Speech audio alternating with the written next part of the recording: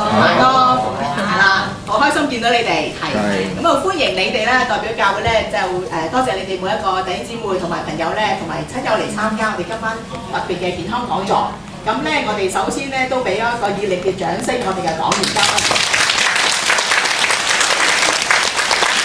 呢一位咧就係陳玉麟醫生，咁咧佢本身係一位精神科醫生，係好資深嘅，係啦。咁陣間等佢介紹下自己添。咁咧因為時間關係，我又唔想咁多時間。大致上咧，我哋今晚請陳醫生咧先講一啲特別嘅內容啦，有關於精神科裏邊一啲俾我哋一個基本嘅認識。咁希望咧每一個來賓咧留心聽，咁就唔使太過抄功課嘅，專心去聽就得㗎啦。如果你真係好有需要一啲碌屎咧，咁你個別嚟揾我啦嚇，咁我就可以問咗陳醫生，佢話OK 啦，咁可以印俾你哋咧，咁我就印俾大家。咁另外咧，今晚咧完咗之後咧，我哋會有陳醫生同我哋講完之後咧，可能有一啲短時間咧俾我哋問一啲問題。咁如果弟兄姊妹啊或者朋友咧好想認識少少嘅咧，咁我哋俾一啲時間陳醫生同我哋講解。最後尾咧，我哋出邊有個書攤嘅，咁我哋有幾本書咧就放咗出嚟㗎啦。咁我哋幫大家會訂。咁你起碼有9折，咁你先寫低你一啲資料，你嘅本數幾多，咁我哋買咗翻嚟咧就會計翻個折頭俾你哋嘅，好嘛？咁你揭下嚟睇下。咁最後尾咧，我哋會有一個神秘禮品，咁希望所以你哋留到最尾，咪睇神秘禮品送俾你哋，係好開心嘅一個神秘禮品嚟嘅。好，咁事不宜遲啦，我哋請阿陳醫生嚟啦，好嘛？好，唔該晒。好啦，好開心有機會同大家分享一個都幾重要嘅課題。咁咧，其實大家都好多都好熟㗎啦，因為我即係後生嗰陣時，我喺度住過好幾年，咁所以對呢度嘅環境啊、各方面嘅風土民情都好熟悉。咁樣咧就因為而家老啦就去第二度住。好啦，咁咧就今晚我想同大家分享咧就係關於一啲嘅即係精神科嘅一啲嘅即係所謂疾病啦。咁咧就蘇夫人咧就同我講，不如講有主要係2大方面，一方面咧就係呢個情緒病啦，另一方面咧就係思覺失調。咁咧就我陣間咧會有一啲嘅 slide 啦，咁咧就冇乜所謂嘅，大家如果有需要咧，你可以即係問下蘇姑娘啊，去影印啊，點整都冇所謂，再傳閱啊，冇乜所謂嘅，因為唔係啲咩特別嘅嘢嚟。咁咧我就因為都有好多嘅 slide，咁我就唔會好詳細咁講，我就會按感動咧講一啲嘅嘢，可能同啲 slide 咧都冇乜關係，都唔出奇。咁着重咧，其實最緊要就大家啲對話。我相信大家近年咧都已經聽過好多唔同呢類型嘅講座，同埋好多書咧都寫得好詳細。咁所以咧我都唔會即係講太多資料性嘅嘢，但我希望咧解答到大家一啲對於呢方面咧有一啲嘅誤解，或者想了解更加深入啲嘅，或者我哋擺多啲時間咧喺一個嘅即係討論嗰個環節嗰度。咁咧就有好多人咧都有好多嘅即係誤解嘅，咁咧特別係即係哇，即係有病喎，所謂精神病，一聽到精神兩個字，而家特別驚，即係你話聽到有胃病啊、腸病啊、肝病可能冇咁驚，突然間聽到精神病咧，個人咧突然間醒一醒神㗎。但其實我哋而家喺而家呢個年代咧，對於腦神經醫學咧已經好發達嘅。對於個腦，雖然我哋未了解晒，但起碼知道佢喺唔同嘅部位咧，亦都有可能有唔同嘅病變。咁其實而家我哋講嗰啲精神病咧，其實你可以當係一個器官嘅病，等同於肝病、腎病、胃病，唔係啲咁可怕嘅嘢。只不過係喺佢嘅診斷當中咧，可能冇其他身體嘅疾病咧咁清晰。譬如如果我隻手有骨折，我好容易咧就照張 X 光片，可以話到俾大家聽我隻手骨折咗，我需要做手術，打個石膏幾多個禮拜，佢就復原㗎啦。你睇到咧嗰條裂痕咧，慢慢咧就冇咗，生翻實。但係如果你話嗰個人有情緒病，咁我就好難話到俾你聽喺個腦度有啲乜嘢特別嘅嘢咧，有啲變化啦。遲啲可能得，但係暫時咧未得。喺好多嘅腦神經嘅研究上邊咧，已經開始掌握到一啲嘅線索，但係喺臨床上邊咧，暫時都未能夠好具體攞住一張圖片咧話到俾你聽呢一個係一個情緒病，呢一個係一個嘅焦慮症，或者係一個嘅思覺失調。咁但係咧都有佢一啲嘅即係生理嘅病徵咧，我陣間會詳細啲話俾大家聽。咁所以咧，之前有好多人咧會講話呢個人即係講嘢語無倫次，會唔會真係有鬼神嘅影響啊？即係當然大家可能當中有一啲係教徒，大家都可能相信有鬼或者有鬼附嘅情況，但係大部分咧，我咁講咧，其實都未必一定係鬼附嘅，好多時咧都係一啲嘅精神上邊咧出現咗問題。咁當然啦，有一啲比較有經驗啲，即係唔係我自己，有啲經驗啲咧，佢就可以比較容易啲去分辨究竟係邪靈啦，定係一啲嘅精神病。咁但係我哋今日撇開呢個即係比較即係嚴肅嘅話題，我哋進入一個嘅醫學角度去睇呢個嘅問題嚇。咁亦都有啲人咧就話啊，我有病，我就有情緒病，我就係一個弱者，所以令到嗰人咧就更加唔開心。但我又覺得又唔需要咁樣睇喎，即係病起上嚟咧，即係冇得講嘅喎。就算一個好大隻嘅人，好健康嘅人，佢可以突然間咧會中風嘅喎，突然間咧會有心臟病。咁呢啲可能好先天性，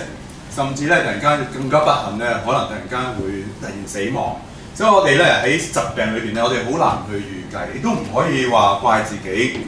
係渣啊、係弱啊咁樣。情緒病都一樣嘅。其實陣間我哋會講到咧，有佢一啲嘅遺傳嘅因素，可能令到個人咧一開始由細到大咧個情緒系統咧都比較即係薄弱啲。遇到啲壓力咧就容易啲咧就會病發。咁呢個病起上咧就唔需要即係太埋怨自己啊，或者更加唔好話取笑啊乜你咁渣㗎？如果你叻啲咧就唔會有情緒病啦。又或者你梗係你嘅信仰出現咗問題。如果你有一個好嘅信仰，你一定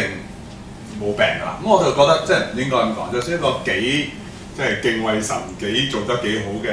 信徒咧，佢都有機會有一啲身體嘅疾病嚇。咁精神病同情緒病咧，都好多人咧就會有啲混淆。咁究竟咩叫精神病，咩叫情緒病？係咪精神病就嚴重啲，情緒病就嚴重啲咧？即係冇嚴重咧？咁但係其實咧，我哋可以宏觀啲睇咧，一個廣泛嘅定義咧，精神病咧其實泛指所有精神科呢個領域裏邊嘅所有嘅病，等同於心臟病。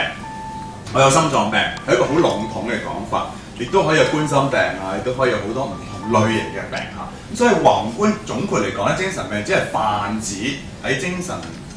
裏邊出現咗呢個問題，我哋叫精神病。咁但係情緒病咧就比較特別啲啦，就特別咧係指出係關係到我哋情緒上面出現咗一啲嘅問題。咁我哋陣間咧就會講關於情緒病比較詳細啲。咁但係咧當然啦，一般市民咧都會講精神病咧，可能佢哋咧已經等同於我哋今天講一啲嘅思覺失調，係一啲比較重症啲嘅一啲嘅即係病啦。譬如當中有幻覺啊、有幻聽啊、有啲妄想，呢啲係一啲即係思覺失調嘅病徵。咁咧已經等同於好似精神病咁嚇。所以咧，如果一般市民咧可能覺得精神病就係思覺失調，咁的而且確思覺失調咧，可能嗰個嘅即係程度啊，或者佢嗰個症狀嘅表現出嚟咧，係較一般嘅情緒病咧係會嚴重啲。咁但係咧，大家要分清楚，究竟係有一個廣義嘅睇法啦，定一個比較窄啲嘅睇法。咁另外咧，精神分裂啦，好多即係傳統落嚟咧都叫精神分裂，但係近呢10年8年咧就有啲改變啦，即係將個名咧就修訂下，就叫做思覺失調。其實都修訂得幾好。因為喺呢個病裏邊咧，你話精神分裂咧，其實即係好怪嘅。點解個精神分裂咗咧？其實又唔係分裂咗嘅。其實咧，只不過係腦裏邊一啲嘅物質咧失調，令到嗰個思想同埋嗰個嘅感覺咧係出現咗一啲嘅病變。呢啲感覺包括一啲視覺啊，睇到啲幻象，或者聽覺啊，甚至其他觸覺都有問題。咁我陣間詳細話俾大家聽。咩叫有啲人咧話哇咩叫人格障礙啊、多重人格啊？咁咧呢啲咧其實有一啲喺精神心理科裏邊咧，一啲比較特別啲嘅一啲嘅病嘅。其實咧就多重人格咧唔係經常見嘅，即係突然間嗰個人佢會轉變咗，完全喺個思想啊、行為啊各方面咧都變咗另外一個人，而喺當其時咧佢係唔了解有另外一個身份。咁呢啲係比較即係少有啲，比較特別啲。咁但係咧就唔係話當個人有一啲特別嘅改變咧，就一定係一啲嘅多重人格啊咁嘅情況。另外身心症啦同埋生理疾病啦，好多時咧都會好混淆，因為咧喺特別係情緒病咧，好多時嗰個嘅病徵咧都係以一個嘅生理嘅病徵出現嘅。譬如好緊張咧，好多人咧都係啲胃唔舒服啊。心口翳住啊，咁多數咧都會去睇家庭醫生先嘅，唔會走去睇精神心理科，因為覺得係一個心理嘅病。咁但係咧經過長期嘅即係觀察啊、診斷咧，都睇唔到啲咩嚴重嘅病。咁好多時咧都係因為一啲嘅身心嘅症狀，即係因為太大壓力或者根本情緒上出現咗問題，而導致身體裏邊咧有一啲嘅反應，所以咧就我哋咧就叫做身心症嚇。咁所以咧好多呢啲咁樣嘅，即係我列舉咗少部分呢啲所謂迷思啦，好多人咧都誤解，搞到咧就對於精神病咧就有好多嘅即係懷疑啊，亦都唔敢去正視或者面對咧。咁我自己咧就覺得比較可惜啲嚇。咁咧我而家陣間咧集中咧就講翻情緒啦。究竟好多人都話啊情緒大家都話有喜怒哀樂，究竟情緒係啲乜嘢咧？其實我哋可以簡單啲睇咧，其實喺情緒係我哋身體一個喺腦裏邊發生緊一啲嘅情況嚟嘅。咁我哋會感覺到一啲好主觀嘅感覺，而生理上面咧亦都表達到一啲嘅情況。譬如我哋好受驚啦，即係害怕嘅時候咧，我哋嘅感覺咧就會好想逃避啊，行為上邊咧就直情退縮咗。喺生理上面咧都有啲嘅變化。咁其實呢個情緒咧係喺個腦裏邊咧發生。我哋腦裏邊係一個情緒系統，陣間我會講嗰個情緒系統。而呢個情緒系統咧同我哋嘅環境咧係息息相關，互相好緊扣啊！我哋如果遇到啲咩環境，有啲咩改變咧，我哋嘅情緒咧好可能咧都會隨住呢個環境所改變。天氣係一個好重要嘅一個情況，天黑黑或者凍啲嘅時候咧，我哋嘅情緒可能會低落少少。陽光普照、天色晴朗嘅時候咧，我哋嘅心情咧又會開朗啲。亦都有啲人咧因為經過我哋一啲嘅詮釋，我哋一啲嘅睇法，對於一啲環境一啲點樣去理解咧，亦都影響我哋嘅情緒喎。陣間我哋會講話咧，點樣可以令到我哋終日都比較開心啲，唔會受環境影響咧？我哋其實咧，我哋可以控制我哋嗰個嘅諗嘢嘅方式。我哋睇下點樣可以諗得正面啲，令到就算我哋喺一啲唔係咁即係好嘅環境底下咧，我哋都可以有一個比較正面啲嘅情緒嚇。咁咧嗱，壓力咧又係好多人都會成日講啊，做嘢啊、讀書啊、生活啊，好多嘅壓力。咁但係咧，其實壓力咧本身咧係唔係一定係壞嘅嚇。即係試問下，如果係讀書嘅學生，如果冇測驗考試唔需要交功課嘅，我相信唔會有一個學生咧會好努力地讀書，佢可能會睇下啲書啊、上下堂，但唔會好努力咁樣去學習。或者一間公司嘅機構，老闆唔會俾任何壓力啲員工啊咁，嗰啲員工嘅大部分可能都唔會好努力地去工作嚇。咁所以咧，適當嘅壓力咧，其實係幫緊我哋咧係去有一啲動力向前，有一個動力咧係去學習嚇。咁但係咧，如果我哋啲壓力太多嘅時候咧，就弊啦。咁咧可能好似呢個圖咁樣咧，我向下邊打橫嗰個軸咧，如果我哋壓力向右邊太大嘅時候咧，其實我哋個效率咧係會降低嘅。咁即係所以咧，一個適當嘅壓力，如果一個好嘅主管咧，佢其實可以適當地咧，俾個員工咧有適當嘅壓力，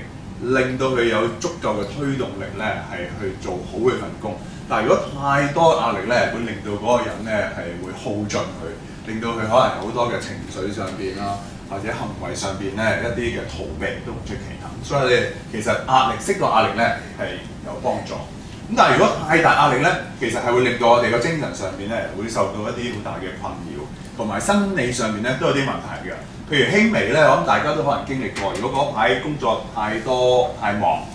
屋企太多事情要做嘅時候咧，可能成日都會頭痛啊，個胃成日都唔舒服啊，好容易有啲敏感出現，出紅疹啦，會打乞嗤啦，會鼻敏感啦，最常見就失眠啦，瞓唔到啦。咁呢啲全部都係一啲壓力出現。唔係因為我哋身體出現咗啲乜嘢嘅病，而只不過係嗰排壓力啫。當我哋嘅壓力過咗之後咧，好快咧呢一啲咧就會復原。長遠啲，如果係長時間受到一啲壓力影響咧，其實都會影響我哋身體其他嘅疾病，譬如心血管病啦，比較容易啲。我唔係壓力有一定中風，只不過係咧會增加呢個嘅風險，令到我哋多啲有心臟病，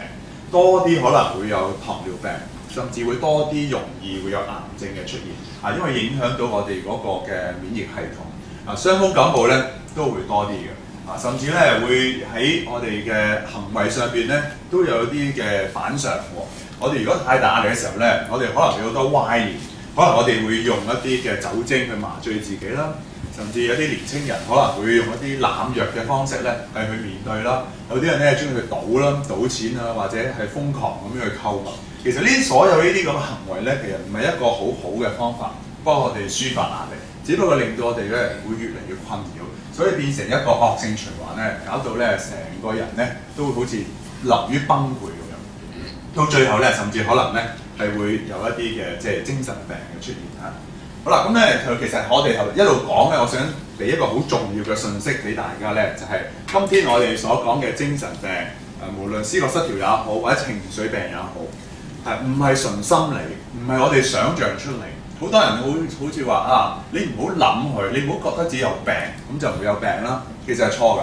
真係有病就係有病，其實係好生理性，因為我哋個腦神經系統裏邊咧的而且確出現咗問題。咁呢一個咧係我哋講緊，當我哋有壓力嘅時候咧，會影響到我哋喺嗰個大腦上邊咧，會分泌多一啲嘅腦分泌物，而令到咧我哋所謂壓力荷爾蒙啦，其實實質咧就嗰個學名咧叫皮質醇咧上升。呢個皮質醇咧短暫上升係冇乜所謂喎，令到我哋即係有翻啲幹勁啊，可以即係逃避好多嘅即係即係逃避好多嘅危險。但係如果長時間喺一個咁高嘅皮質醇底下咧，其實會影響我哋身體唔同嘅內臟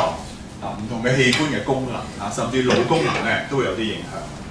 咁呢個咧就係頭先我哋所講嘅腦裏邊咧一個好重要嘅一個情緒系統，唔需要特別去睇嗰啲嘅名字，但係我想俾大家睇到咧就係綠色、黃色嗰個咧，好似個 C 字形嗰度咧，其實係一個叫邊緣系統。呢個邊緣系統咧就係即係集合晒我哋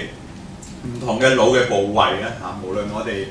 嘅視覺啊，或者去觸覺啊，或者一啲嘅嗅覺所收集晒資料咧，會影響到我哋情緒嘅一啲嘅刺激咧，都會集合晒喺嗰度，而做一啲嘅運作，而有一啲嘅表現出嚟所以當呢個中樞神經呢個最主要嘅情緒系統出現咗問題咧，我哋好可能咧就會出現咗一啲嘅情緒病啦，可以係抑鬱症，可以係焦慮症。咁而當中咧，亦都會牽涉到一啲嘅分泌物嘅，而啲分泌物失調咧，譬如特別係血清素啦，咁可能大家都即係近年都成日聽，食血清素調節劑，血清素係會令到個人輕鬆開心啲嘅咁樣，就係啦，即係喺呢個系統裏邊咧，係有大部分嘅位置咧都係俾啲血清素咧係即係運作嘅。如果你血清素失調咧，係會直接影響呢個系統咧失調。咁一失調咧，就有好多嘅病徵就出嚟。咁我哋今天我哋個醫學咧，就係用一啲嘅藥物咧，去調節翻呢個血清素，令到佢咧就平衡翻，即係呢個系統咧就可以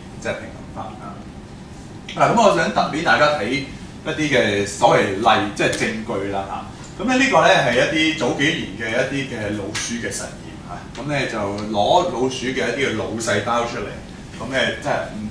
即係當然啦，係喺佢未做成之前咧，佢就兩批老鼠啦，一批咧就係打一啲嘅皮質醇即係壓力荷爾蒙啦，打落去嗰隻老鼠度。另一組老鼠咧就冇打皮質醇，只係打啲鹽水俾佢啫。咁呢個係一個假裝，即係一個對比啦。究竟打咗皮質醇高份量嗰啲嘅老鼠，同冇打皮質醇嘅老鼠，腦裏邊嗰啲腦細胞有冇咩唔同咧？你發覺咧喺大家右手邊咧係打咗皮質醇，即係話佢嘅壓力好高。喺左邊咧就係冇打。你發覺咧喺打咗之後咧，過咗一段時間21日度咧，嗰啲腦細胞咧開始萎縮，佢嗰啲嘅腦細胞，佢嗰個腦細胞嗰個身體咧開始一路萎縮啦。同埋本身咧，如果係肥壯嘅腦細胞、健康嘅腦細胞咧，應該好似啲樹葉、一啲樹枝咁樣咧，好多分叉。你發覺咧開始少咗好多分叉，咁即係話咧，其實當我哋有壓力嘅時候，或者去到一個病態嘅時候咧，我哋嘅腦細胞咧喺生理上面咧係會萎縮，甚至會死亡嘅。咁呢個咧就俾我哋有一個證據咧，證明其實喺情緒病裏邊咧，我哋唔係想像出嚟，唔係我哋嘅心理作用，或者我哋放唔開一啲嘢，令到我哋唔開心，而且確喺個腦裏邊咧發生緊一啲嘅問題。咁我哋係需要咧用醫學去解決翻佢嚇。咁老鼠係一啲嘅即係證據啦，喺人裏邊都係嘅喎。呢個亦都係一啲嘅研究咧，係早幾年研究咧。咁係正常人同埋有抑鬱症嗰啲嘅病人咧，嗰啲嘅磁力共振嗰個嘅圖嗰個對比嚟嘅。咁咧喺嗰個位置咧，個紅圈圈住嗰個位置咧，就係一個海馬體。海馬體亦都係喺頭先我哋講嗰個邊緣系統、情緒系統裏邊其中一個重要嘅一個嘅地方。呢個海馬體咧個功能係做咩嘅咧？係幫我哋記憶嘅、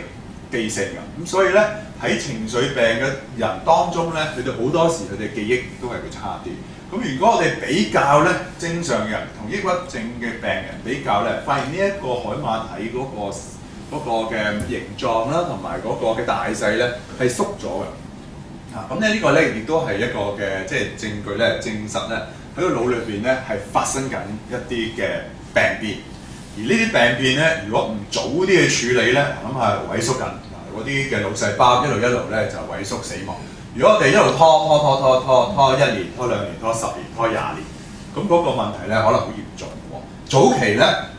如果你即係調節翻佢咧，呢啲嘅腦細胞咧可以即係救翻佢啦嚇，可以即係生翻。但係如果太耐咧，佢真係咧好難搞啊！所以我哋鼓吹咧，唔單止係要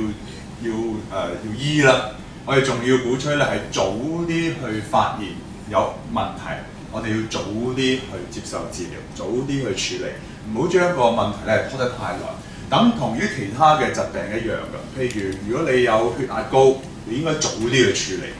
你早啲處理嘅時候咧，你嗰個嘅併發症嗰個機會咧就細啲啦。你有糖尿病早期，你應該早啲無論戒口好或者食藥好，做運動好，早啲咧處理你呢個糖尿嘅問題，以至到你減低日後嗰個嘅併發症或者其他嘅風險。咁所以咧，其實喺精神科嘅領域裏邊咧，我哋開始講好多及早治療，甚至講好多嘅預防嚇。如果陣間大家有興趣咧，我哋可以討論多啲關於預防嘅嘢。嗱，咁我哋踏入去一個比較即係嚴肅啲嘅話題咧，就係一個情緒病啦。情緒病咧有幾樣嘢咧，大家即係可以即係了解下嘅。第一樣嘢咧就係個病徵咧唔係好明顯嘅，好少人咧佢會自己主動舉手話我有情緒病，好少嘅。通常都係會即係有一種唔舒服嘅感覺可能好唔開心，但係好多人都會覺得係啊，因為我生活上邊有啲困難，理所當然化咗呢個係一個我應該係會唔開心，我啲仔女唔生性，或者即係我工作唔順利，我係唔開心。但係咧，其實可能呢一種所謂我哋一般人話嘅正常嘅唔開心咧，可能已經演變成一個病態式嘅唔開心。咁所以咧，我哋陣間咧，我哋就要分下乜嘢係喺我哋日常生活正常化嘅情況底下會唔開心，同一個病態嘅唔開心有咩分別啊？另外咧，就嗰個嘅病徵咧，可能好混雜，甚至會混雜好多生理上面嘅問題。正如頭先我一開始講咧，好多人嘅情緒病咧，佢唔會以一個情緒去表現自己嘅，多數都係啲周身唔舒服。特別係我哋中國人即係比較即係年長啲嗰代咧，佢哋好少講自己嗰啲嘅情緒嘅。多數咧，譬如你同啲公公婆婆去傾咧，如果佢唔開心咧，佢會唔會話俾你聽？我今日好唔開心。佢會話俾你聽，我心翳，呢排好翳啊！呢排咧瞓得唔好啊，個胃咧好似頂住啊，瘦咗唔想食嘢，即係佢哋會用呢啲咁嘅生理，因為的而且確係出現啲生理嘅問題，咁所以佢哋會好多時都會揾醫生、家庭醫生去檢查做胃鏡做心電圖，做好多唔同嘅檢查，都揾唔到啲咩嘢。如果我哋深入啲去了解，原來佢嘅情緒咧已經出現咗一段時間一啲嘅問題，咁我哋就要對症下藥去做啦。咁另外咧，有啲人咧睇視為意志薄弱失敗，所以我哋唔應該咁樣睇啦。咁咧呢一個咧，如果我哋唔去處理嗰個嘅情緒，成日都話遲啲先啦，可能遲啲冇咁忙會好啲㗎啦。但係如果佢真係有病咧，好少機會咧佢自己會好返。即係譬如果你隻腳譬如行路行得耐，你行到好攰或者好冤痛 ，OK， 你可以唞3幾日，隻腳慢慢佢會有返啲力會恢復。但係如果有一日真係脫咗臼或者骨折裂咗，你淨係唞咧，或者你唔去做任何嘢咧，你當然會舒服啲啦。但係你唔會好返，你只會可能咧嗰個問題咧會越嚟越惡化。情緒病就係咁嘅，因為無聲無息，亦都冇乜察覺。其他人你唔講，佢未必知道你即係內心世界係幾咁痛苦、幾咁黑暗即係睇唔到即係啲光明嘅嘢。咁但係如果我哋唔處理咧，個人咧就冇動力去做任何嘢，包括冇動力去工作啦，冇動力去照顧家庭啦，冇動力去翻以前嘅興趣啦喺信仰上邊咧冇力去即係繼續佢嘅信仰啦，唔想去接觸教育啦，唔想去崇拜，唔想祈禱，好好似同上帝啊、同外間咧有一個即係決裂啊、決絕，咩都唔想做嚇。咁同埋咧最緊要咧就係會有增加咗一個嘅自殺嘅風險嚇。去到一個好黑暗嘅時候咧，可能就會諗自殺。又或者咧，當佢成日都喺垂頭喪氣啊、集中精神好差嘅時候咧，佢有意外嘅機會咧就大好多。咁嗱，點樣我哋去點去評估一個人有冇所謂即係情緒即係抑鬱症咧嚇？呢個只係俾大家一個概括嘅睇法啊！大家咧就唔好對號入座咯喎，即係可能大家都會有好高分嘅可能，因為呢啲好籠統嘅啫。咁咧，只不過俾大家睇下，即係我哋大概會喺邊幾個層面裏邊咧，去理解一個嘅病人。當然我哋當中咧，仲要分析究竟有幾嚴重啦，究竟係咪經常出現啦咁樣嚇。咁第一樣嘢咧，就係多數我哋會睇近2-3個禮拜嚇，近2-3個禮拜究竟佢會唔會成日都好唔開心，感覺好悲哀嗱。一般我哋所謂話正常化嘅唔開心，遇到壓力嘅唔開心咧。譬如俾老細鬧完啦，今日嚇，咁我夜晚可能已經冇嘢㗎咯喎，放咗工已經話知佢啦，係咪？我翻屋企或者同啲朋友，咁最多幾個鐘，一日半日，或者瞓醒覺第二朝冇事。但我哋講緊咧，如果呢一種嘅唔開心咧係持續係一個好低嘅位唔會有啲起伏嘅咁咧就無論人哋點樣即係拍你膊頭啊，點樣氹你開心啊，你都唔會開心，持續幾個禮拜處於一個好低嘅狀態，呢個要小心喎。同我哋一般人所日常生活所謂嘅喜怒哀樂咧係有少少唔同。另外咧就係冇咗動力，冇咗興趣。以前好中意做某些嘢嘅，甚至有啲人以前中意食煙咧，佢抑鬱嘅時候連煙都唔想食，好中意打牌嗰啲，連牌都唔打。即係我哋唔係鼓勵去做呢樣嘢，只不過你睇到嗰個人咧之前好中意做嘅嘢咧，佢而家唔做。同埋咧，正如講句説話，佢甚至佢都唔想，即係好似木木獨獨咁樣匿埋好似行屍走肉咁樣如果佢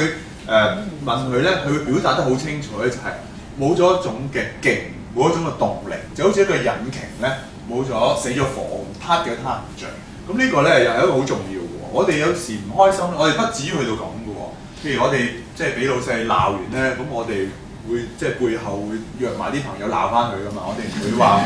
沉咗咩都唔出聲啊咁樣。如果你冇咗個動力咁咧就要小心啦呢個小心。俾兩個紅色咧係好重要嘅，其他嗰啲咧就係都多數都會出現嘅一啲嘅症狀，就係咧好明顯咧你嘅食慾有改變，多數係冇胃口，而影響到咧你係瘦咗。好瘦得好明顯嘅，即係可能喺1-2個禮拜之內咧瘦成10磅8磅啊，好明顯。咁亦都可能有部分嘅人咧啱啱調翻轉嘅，佢暴食啊，即係哇突然間咧夾硬食。亦都因為有啲人咧佢係食嘢咧係去減壓嘅，佢有一個咁樣嘅傾向咧，當佢一唔開心嘅時候咧佢就會暴食。當然暴食咧就會影響到體重咧會上升。總言之喺持續有好幾個禮拜。喺胃口啊、體重方面咧，成日都有啲嘅所謂大起大跌啊，咁咧就要小心啦。咁咧就瞓覺出現咗問題啦。大部分人咧都係失眠嘅抑鬱，咁但係有少部分嘅人咧瞓得好長，好似冬眠咁嘅，因為瞓10幾20個鐘，你即係3餐都唔食㗎啦，瞓足好幾日都係好攰嘅喎。咁咧呢個又要小心啦。咁同埋咧個人咧好呆滯。即係好似即係成日喺度自己諗緊嘢啊，嘔咗喺度啊，踢極都唔喐啊，問佢做乜又唔係好答你啊咁樣，又或者調翻轉頭個人咧，哇騰嚟騰去，好似好不安咁樣咁咧就好容易攰啦，冇提起勁啦，成日都覺得攰有一個呢個咧要好重要嘅，因為咧好多人咧佢去睇醫生食藥咧，佢咧就會成日會賴咗啲藥令佢好攰當然啦，即係我承認有時有啲藥係會令到人有少少攰，但係就唔好忘記咧，本身嗰個病咧係會已經令到個人咧係冇晒動力，係好攰咁，所以我哋有時咧要分清楚即係要真係可能正呢個係一個好明顯嘅病徵咧，我哋更加需要去處理另外咧喺思想上邊咧，覺得個人自己冇晒價值，喺度唔知做乜，同埋咧好多好內疚自責嘅感覺。咁嗰啲內疚自責咧，其實佢冇做錯任何嘢嘅喎，佢都覺得自己係關自己事嘅。10年前講嗰句咩説話，佢都哇記翻出嚟咧，好似得失咗人啊，好內疚啊，好唔好意思啊，或者甚至有啲嚴重到咧，佢覺得自己犯咗彌天大罪，罪不可赦㗎啦。甚至有啲好好嘅信徒，一路係好嘅信徒咧，佢喺抑鬱嗰陣時候咧，佢覺得上帝離棄咗佢啊，佢即係冇得升天堂啊，得救咧好大嘅問題。有好多呢啲咁樣嘅即係好極端化嘅一啲嘅即係負面嘅情緒，成日都責備自己，覺得自己咧係拖累人啊，拖累家庭。咁呢個有小心啊！又係環顧翻咧，我哋即係一般唔係病態式嘅唔開心，短暫嘅唔開心咧，我哋唔會搞到即係瞓持續幾個禮拜都瞓唔到啊，個人瘦晒啊！或者覺得自己好即係好弊啊，做錯好多，唔會去到咁極端㗎。當去到咁極端嘅時候咧，就小心啦，可能真係一啲嘅情緒病出現㗎啦，集中唔到精神啦，諗唔到嘢啦，同埋咧就成日都決定唔到啊，猶豫不決。甚至話去邊度食餐飯，或者叫咩餸，或者點出唔出街，好多呢啲咁簡單生活上面嘅嘢咧，佢都決定唔到，完全冇晒自信心。嗱，呢個又係要小心啦。咁咧就最嚴重嗰個咧就係覺得唔想做人，好絕望啊！對於將來覺得冇希望，做人做乜嘢啫？咁辛苦，同埋咧睇啲嘢就好似戴住一個黑眼鏡，睇真樣嘢都黑暗，冇辦法咧有啲希望俾自己咁啊，所以咧就有自殺嘅諗法，甚至咧有啲人咧真係做咗啲嘅自殺嘅行為嚇。好啦，咁咧就一般嚟講咧，我哋會睇下佢嗰個嘅病徵有幾多同埋幾嚴重。咁呢個概括嘅一個嘅界線咧，就係如果上有5項或以上中咗咧，其中包括頭嗰2項紅色1或2咧，是但1項，當然2項都仲犀利啦嚇。咁有5項咧到咧就可以被界定為咧抑鬱症啊。呢個係俾大家個參考。咁當中頭先咧，我哋即係只係文字上面列舉一啲嘢，每一個點咧，我哋都要好詳細、好仔細咁去分析嗰個人究竟係咪真係有啲咁嘅情況啊？咁所以咧，大家唔需要擔心，唔好對號入座嚇。好啦，咁咧就可能大家會問：喂，點解無端端會有情緒病嘅咧？咁樣，如果我哋講話一個嘅即係從一個生理嘅角度咧，最主要咧係我哋腦裏邊頭先講嗰個嘅情緒系統咧出現咗問題。咁咧就裏邊咧亦都有啲嘅腦神經傳遞物質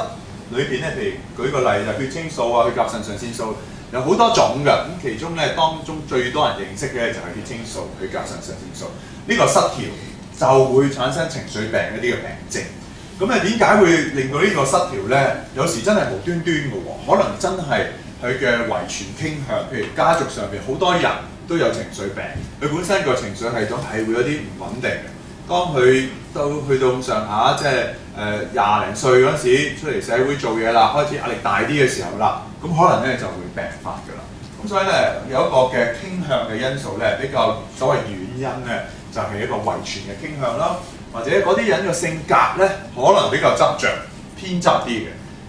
諗嘢咧係負面嘅。咁諗下啦，成日過去嗰10幾20年、20-30年，成日都喺諗嘢裏邊咧，處於一個咁負面，或者一個人要求咁高啊，人生譬如是10常8九，如果要求咁高嘅時候咧，佢一定日日都會遇到啲好唔如意、好唔開心嘅。咁所以佢比一般人壓力咧又大啲，咁成日好似喺度撞擊到個情緒系統咧，佢就會容易啲會失調。另外咧，可能認知錯誤啦，即係睇嘅嘢咧，佢用一個好負面嘅角度去睇啦，或者長期真係好唔好彩，可能由出世嘅家庭背景令到佢好困擾，一路落去讀書啊、成長啊、婚姻啊、做嘢，都係一個好長期嘅憂患嘅時候咧，咁又係啦，長時間嘅情緒系統受好大嘅壓力咧，佢又會容易啲會出現咗問題。咁呢全部都係一路以嚟咧，令到一個人咧容易啲會出現情緒病。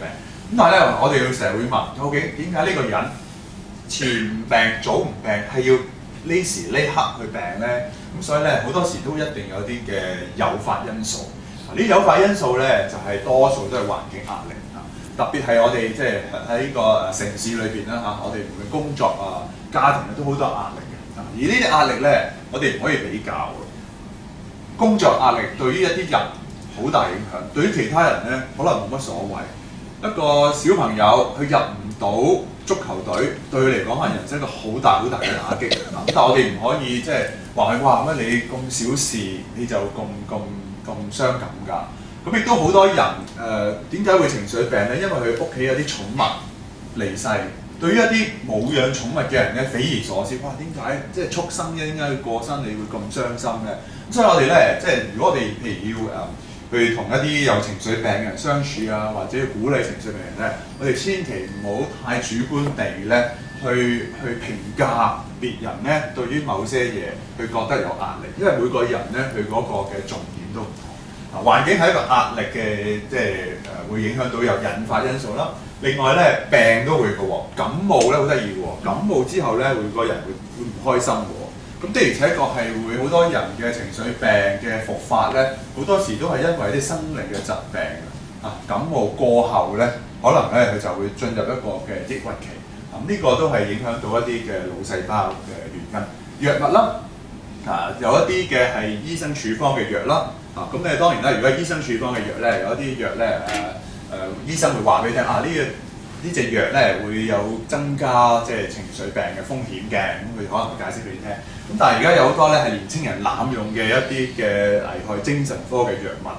譬如有一啲嘅揈頭丸啊、K 仔啊嗰類嘅藥咧，亦都會影響到一個人咧嗰個情緒系統失調咁所以咧呢幾方面咧都會容易啲令到一個人病發。簡單嚟講，我哋從一個好生理嘅角度咧，個情緒系統咧係受到一啲外來嘅嘢影響到，而有一啲嘅混亂，而混亂咧產生咗個病。咁而呢一啲嘅點解會混亂咧？有啲原因，有啲傾向性嘅因素，長時間潛伏喺個人嗰度嘅包括係遺傳啊、童年一啲嘅經歷。咁而點解會今時今刻會出現咗情緒問題咧？好多時都係因為我哋環境最近出現咗可能一連串嘅壓力，又或者一個好大嘅打擊，令到一個人咧有情緒病嘅出現嚇。好啦，咁咧就出現咗點咧？出現咗唔使驚，有得醫，係可以根治，亦都可以去處理嘅，唔係不治之症嚇。咁咧就我哋通常咧都會有好幾方面咧去處理啦。咁而家好多人都會主張咧係用幾方面㗎。雖然我今日我講好多關於一啲嘅生理嘅情況，但係唔代表咧喺心理啊甚至靈性上邊啊係冇幫助嘅。各方面咧都有好幫助，都好重要。咁咧多數咧都係幾方面啊，生理啦，用藥物啦，心理喺心理方面嘅治療啦。輔導啊嗰啲啦，同埋甚至如果有啲人喺對信仰啊嗰啲有即係係一啲信徒咧，可能靈命上邊咧都可以係幫下佢，同埋社會嗰個嘅支援咧都好重要。所以幾方面咧，我哋都要嘗試去諗一諗幫個病人咧度身訂造，點樣可以幫佢咧比較徹底啲康復。仲有我哋即係今天我哋所講嘅康復咧，唔係淨係佢冇咁唔開心。我哋希望咧係徹底地醫好佢因為咧如果佢係醫咗3、4成，仲有幾成未好翻，叫做好啲咧，其實係唔足夠，因為仲有一啲嘅抑鬱嘅嘢喺度嘅時候咧，係好容易咧會復發，就好似我哋一啲嘅炎症如果我哋要清咗個傷口咧，一定要徹底清咗個傷口，等佢啲皮膚咧埋翻晒口。如果佢仲有一啲嘅膿喺入邊咧，如果我哋太心急埋翻口，咁佢日後再出現問題機會咧就好大。好啦，咁咧就有幾方面嘅治療啦。咁先講一啲藥物啦。藥物咧其實頭先我哋講好多腦裏邊嘅一啲嘅物質，血清素、血甲腎上腺素，我哋就係用呢啲嘅藥咧調節佢啦。但係點樣調節咧？大家唔需要即係操心咁由醫生去擔心得啦。咁咧就傳統同埋新一代藥物，咁大家唔需要記啲名啦，我只係做嗰個舉例。咁咧有好多人都話新藥舊藥舊藥新藥，咁咧就好迷茫成日都要食新藥，或者覺得舊藥就好驚。咁其實咧可以有幾樣嘢俾大家知道咧。第一，舊藥同新藥成效一樣嘅喎，即係譬如100個人食咁大家咧都有即係70、80個人、80、90個人咧食咗都有效，即係2個都有效。如果有一隻藥係特別有效嘅時候咧，其實咧醫生咧唔使諗，一定會食嗰隻藥。所以咧大家可以放心，無論你睇緊醫生或者你啲屋企人食緊舊藥好新藥好，如果有效咧，你唔使擔心你可以繼續俾佢食嗰個效果係一樣，不過大家嗰個副作用方面咧有少少唔同。總體嚟講咧，舊藥嗰個副作用咧係大啲，新藥咧唔係完全冇副作用，都有啲，不過就少啲可能咧容易俾人接受啲。咁所以咧個分別咧就係咁樣。咁當然啦，如果即係而家開始見一啲嘅病症，新開始食藥咧，我哋絕大多數咧都會用新一代嘅藥。因為咧，我哋即係嗰個對於嗰個病人接受會容易啲啦，同埋咧佢嗰個副作用咧係會少啲嘅嚇。咁咧舊式嘅藥有啲乜嘢嘅副作用咧？嗱，咁口乾啊、眼矇啊、便秘啊、好攰啊、啲血壓會有影響啊咁樣，同埋咧會令到心律不正。咁咧就其實最驚咧就心律不正，其他啲眼乾、口乾啊、眼矇嗰啲咧，其實食耐啲調節下都冇乜大問題。但係心律不正呢樣嘢咧就比較大啲問題，因為咧佢哋好可能有情緒病人咧，佢有自殺傾向。咁如果我哋處方咗一大包嘅藥俾佢，如果佢突然間佢個情緒未好翻之際，佢會想自殺，好多人都會用呢啲嘅藥咧係去食多啲嘅，而去自殺。咁如果舊式嘅藥咧食得多咧，佢真係會成功自殺。但係新一代嘅藥咧就好啲啦，就算食多咧，死嘅機會咧就細好多，所以咧都唔係鼓勵佢食好多。不過咧，我哋會安心啲，即係就算我開2-3個禮拜藥俾佢，就算佢即刻翻去即刻食晒佢咧，咁我都唔使太擔心佢即刻有問題嚇。咁當然就要小心啦嚇。咁但係咧都有少少副作用，但係呢啲副作用咧，我講係新藥都有少少副作用。呢啲副作用我哋覺得係可以接受嘅。咁咧極其量咧，有部分嘅人咧有少少口乾啦，有少少作口作悶，或者早期有少少緊張。咁但係咧過咗幾日之後咧，應該適應咗之後咧，就冇乜大問題嚇。所以咧，即係嗰個即係接受程度咧就好過舊藥好多。但係成效咧，我再重申咧係一模一樣嘅。咁如果大家即係有啲朋友食開舊藥咧，唔一定鼓勵佢要轉新藥，除非佢食緊舊藥無效，仲有好多症狀未曾醫好，或者佢食緊啲舊藥好辛苦，好多副作用，咁就值得考慮轉新藥嚇。另外咧，心理治療啦嚇，咁咧我自己咁睇咧，就當一個人佢有病嘅時候咧，病到最高峰嘅時候咧，你同佢講乜都冇乜大幫助嘅。嗰陣時候咧，真係好生理性咧，你係需要即係揾啲藥去幫佢平衡咗佢啦，個人咧去翻一個即係定翻落嚟嘅狀態，咁佢先可以同你做心理治療咧，先有效。咁所以第一個階段咧，如果係好病嘅時候咧，我哋會主力咧快啲用一啲藥物咧調節咗佢啲腦分泌，等佢平衡咗之後咧，咁咧就穩定咗啦。咁我哋就要進入另一個階段咧，就係一個心理治療啦。心理治療咧有幾樣嘢喎。第一樣嘢咧最切身嘅就係、當個人知道自己有情緒病或者有其他精神病嘅時候咧，佢係一個好大嘅打擊嚟嘅。因為覺得哎呀點解我有呢個病咧？咁所以喺心理嘅輔導當中咧，喺呢度咧，我哋要俾佢認識多啲關於一啲嘅所謂情緒病啊、精神病啊，要教佢點樣去面對同埋接納自己，佢要清楚了解一下。咁同埋咧，就慢慢咧要睇下佢嘅性格會唔會係比較負面，或者佢過去有冇啲童年陰影。頭先我講一啲遠因或者一啲嘅近因，我哋會唔會可以拆解到佢出嚟咧，令到佢唔會咁容易翻發啊？譬如嗰個人好執着嘅，要求好高嘅，一定要攞到101分嘅，咁好慘噶嘛啊！咁佢就算今次好翻啫，咁佢之後好大機會又復發。咁所以咧喺呢個階段咧，我哋就要幫佢咧，真係調整翻佢嗰個人生嚇，即係嗰個目標啊，或者佢嗰個性格嚇。咁同埋咧，有啲人係好多時係因為人際關係出現咗問題，而導致佢今次會抑鬱嘅。咁我哋咧就要即係處理下啲人際關係啊、溝通技巧啊咁樣啦。同埋有啲人咧係因為工作上邊嘅問題咧，我哋就要按佢哋嗰個嘅問題咧試下去調節翻嚇。咁所以呢個心理治療咧都係好重要嘅。好啦，咁咧頭先我哋講有一啲嘅嘢咧係我可以話咧喺人嘅角度咧，我哋真係即係解決唔到嘅。即係你問我，我都唔知點答你嘅。生命嘅意義啊，即係或者死亡嘅恐懼啊。咁你如果去到呢啲咁嘅話題嘅時候咧，我諗就算一個幾出色嘅心理學家咧，都未必咁容易可以令到一個人可以平平安安地去接納呢樣嘢嚇。咁所以咧有好多嘢咧係超越咗一啲嘅醫學啊，超越咗一啲心理學嘅角度。如果我哋即係察覺到有呢啲咁樣嘅情況嘅時候咧，可能我哋要喺一啲嘅即係靈命上邊咧，要有一啲嘅調整啊，一啲更新啊。當中咧有一啲嘅經常會喺臨床上面會見到嘅一啲嘅問題咧，譬如靈性一啲嘅衝突啦，佢對於一啲嘅信仰一啲嘅衝擊啊，一啲嘅問題啊，或者佢對於佢自己所犯嘅一啲嘅罪，係喺社會上嘅罪，或者係喺道德上面嘅罪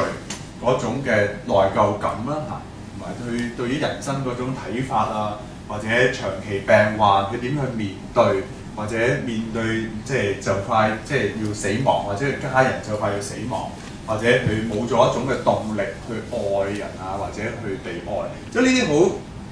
好難可以喺一啲嘅心理學啊醫學上邊咧，好容易解釋得到。咁我哋可能需要進入到一啲比較即係屬靈嘅角度咧，同佢去即係處理下。好啦，咁咧就即係社會上邊咧都需要好多嘅幫助。咁所以近期咧有好多嘅志願機構咧搞好多嘅即係講座啊，搞好多嘅即係向政府要求好多嘅支援啊咁樣。咁其實的而且確係喎。咁當一個人有情緒病咧，佢再入翻去社會嗰度咧，其實係會有啲困難嘅。如果嗰個社會係用一個唔接納嘅角度去睇嘅時候咧，個問題仲更加大。有歧視嘅問題，我承認喺呢個社會仍然有一個歧視嘅問題。咁但係咧，我覺得逐漸咧少啲啦嚇，即係隨住大家對個病嘅了解嚇，同埋對有好多即係名人啦都出嚟講話佢自己或者佢所認識嘅人有個咩情緒病啊、精神病咁咧，就即係令到大家咧對嗰個了解多咗嚇。咁所以咧，我哋要即係喺即係附近咧，喺周遭嘅人嘅當中咧，係俾好多支援佢哋嚇。特別喺教會呢個羣體裏邊咧，係好講愛啊，好講一家人啊，或者互相支持啊、分享咁其實係一個好好嘅一個嘅支持系統嚟。咁當然啦，一個人如果佢可以發掘翻佢自己嘅才華，無論喺運動方面啊、音樂方面或者其他方面，俾翻啲正面啲嘅信息佢嘅時候咧，佢喺個復原嘅康復過程當中咧就會好好多嚇。好啦，咁咧就我諗大家都可能會即係會問一啲嘅問題，就係究竟我點樣可以同一啲有情緒病嘅朋友相處咧嚇？咁第一件事咧，我覺得尊重啊，其實冇乜特別嘅，即係其實好似同一般人咁樣嚇，即係我哋要尊重佢，唔好當佢係一個病人咁去睇佢啊。如果唔係咧，我哋就好似即係用一個有色眼鏡咁去待佢。咁同埋咧嗰個嘅保密性好重要嘅喎嚇，即係每個人都有私隱，就算我冇病，我都唔一定要將我私隱話俾大家聽。特別喺教會一個嘅團體裏邊咧，好多時我哋好有愛心，好多時都會講我為你祈禱啊，我會為你點。咁但係喺呢個過程當中咧，可能有啲機會咧就即係泄露咗啲私隱出嚟嘅嚇。咁咧就可能會登程序表啊，或者話乜啊，入咗精神病院啊，為佢祈禱啊，或者我哋組織探訪隊去邊度去探，所以我哋一定要即係問準嗰個嘅朋友嚇，即係如果佢覺得我哋可以咁樣去公開咁為佢呢方面需要咧，咁我哋就做，否則咧我哋都要嗰個保密性同埋嗰個私隱咧都好重要。咁咧就我哋要知道咧即係嗰個病患者咧。佢可能會覺得即係有啲羞辱，有啲即係內疚啊，有好多好含糊嘅情緒。咁所以咧，我哋就要將心比己咧，去切實了解到佢嗰個嘅感覺，我哋先按照佢需要去做下。咁同埋咧，我哋要即係唔好用成日嗰個審判嘅態度。好多時我哋嗰個反應咧太快，或者我哋太肉緊，太想個人好，我哋會俾好多嘅即係提約啊你。咁耐冇見你啊，係啦，你翻嚟啦，你多啲翻嚟，你日日翻嚟，你快啲日日去做運動，或者你點。但係對於一個啱啱康復嘅人嚟講咧，佢可能好迷茫，佢可能今晚佢瞓唔瞓得着，佢都冇把握。我點可以應承你又點？所以我哋咧就要即係唔好太急進，亦都唔好太多批判話你咁做啱，你咁做唔啱。對於一個人嚟講咧，係佢哋會特別敏感啲，咁我哋即係要小心呢樣嘢嚇。另外咧就要接受佢而家嘅現實啦，佢係未做到工，就係未做到工。一個學生佢真係翻唔到學，冇辦法啦，我哋唔可以即係拔苗助長喺度拱佢翻學，呢個唔係對佢最好。所以我哋某程度上邊要接受佢而家嘅現實嚇。咁咧就唔好同佢有太多嘅衝突啦嚇。咁咧就俾佢咧慢慢去適應翻呢個生活，適應翻呢個群體。譬如佢可能佢病咗一段時間，佢脫離咗個群體一段時間，脫離咗工作，脫離咗學業，我哋慢慢將佢去翻一個正常嗰個嘅經驗嚇。咁同埋咧就好重要嘅咧，就好多人咧佢係初頭佢可能肯睇醫生肯食藥，但係食到上下咧佢可能會費事啦放棄啦咁樣，或者覺得唔需要啦咁樣，所以我哋要繼續咧要鼓勵佢，按照醫護界嗰個嘅提議食幾耐藥，或者要做一啲咩治療。咁其實咧好多時咧呢個係一個嘅即係比較長啲嘅路嚇，可能要1年半載嚇。咁你喺當中咧會有時會有啲氣餒啊，有時有啲唔想繼續啊咁，所以咧身邊嘅人咧喺呢段時間咧就要發揮到嗰個嘅支持嘅作用咧，就鼓勵佢即係繼續去努力嚇。咁咧同埋咧幫佢睇下點樣去幫佢減低啲壓力啦。無論係工作或者家庭同埋咧一定要鼓勵佢唔好再做一啲傷害自己嘅事情，包括用酒精濫用藥物嗰啲咁嘅情況啦，係啦。好啦，咁我哋講完即係情緒病，咁我略略咧講少少關於即係思覺失調啊。咁咧思覺失調咧，其實頭先我哋講個名譯得好好，咁咧就係思想同埋感覺失去呢個平衡嚇。咁其實係一系列嘅一個嘅病嚟㗎，當中又可以再細分，咁我哋就混淆大家，我哋只係總括咁樣講咧，喺思想上邊咧會有啲嘅妄想，妄想意思即係話與事實不符嘅一啲嘅信念，譬如覺得有一班人咧喺背後成日害自己嘅。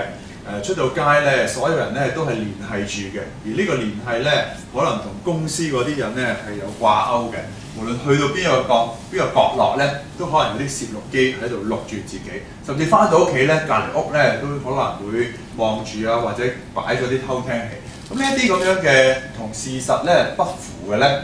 我哋就叫做妄想。嗱，如果有啲好離譜嗰啲咧，我哋好容易察覺㗎。譬如佢話：我琴日我同外星人溝通過，外星人話我好叻咁樣，咁你都知道呢啲都係假㗎啦。咁但係如果有一日佢話俾你聽，我隔離位個同事咧跣咗我一嘢，將我個 file 咧抌咗，等我今日咧俾老細鬧，或者特登喺我部電腦嗰度咧拎走咗我好重要嘅文件，咁我今日揾唔到。哇！呢啲真係好難嘅喎，即係唔知真定假嘅喎。咁所以咧，我哋咧就唔係就基於一個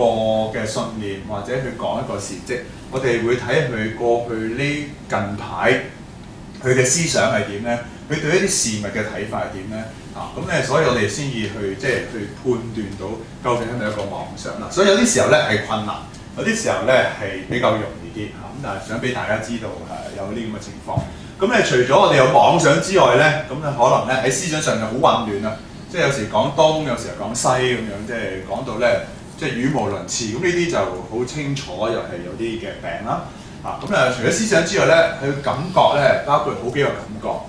眼啦、視覺啦，可能睇到啲幻象啦；聽覺啦，聽到啲幻聽啦，無端端有把聲音同佢講嘢啦，或者佢嘅觸覺啦，啲皮膚咧感覺到好似有啲蟲咬蟻躝住。有啲好火燒住嗰啲感覺嚇，咁咧就可能咧就會一啲嘅嗅覺聞到一啲好怪嘅氣味嚇，覺得自己好似有啲體味咧就噴發出嚟，所以咧令到四周圍嘅人咧都要揞住個鼻行開，咁呢啲都係一啲嘅即係思覺失調嘅病徵嚟嘅。咁咧亦都有一啲嘅即係味道咧食到啲特別嘅味，咁所以喺感覺上邊咧佢係無中生有。有一啲咁樣嘅特別嘅感覺出現咧，我哋咧就話佢係啲嘅即係錯覺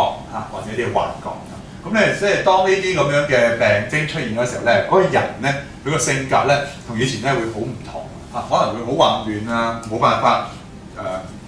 過到嘅正常化嘅生活咁樣，同埋甚至自理嘅能力咧都有問題，同人相處咧好大問題有啲人咧因為咁咧會有暴力因為你聽到啲聲音。